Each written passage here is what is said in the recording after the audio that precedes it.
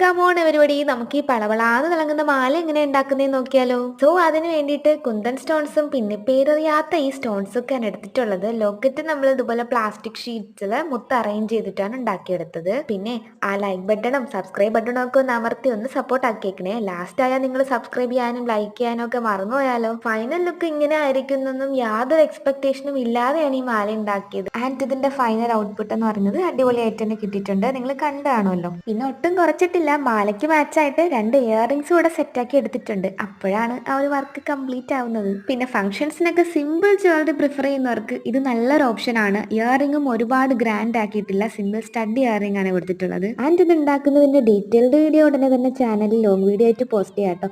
അപ്പോൾ ഇതാണ് final look എന്ന് പറയുന്നത്. ഇഷ്ടപ്പെട്ട് കഴിഞ്ഞാൽ എപ്പോഴും പറയുന്നത് പോലെ തന്നെ ലൈക്ക് ചെയ്തും സബ്സ്ക്രൈബ് ചെയ്തും കമന്റ് ചെയ്തൊക്കെ ഒന്ന് സപ്പോർട്ട് ചെയ്തേക്കണേ.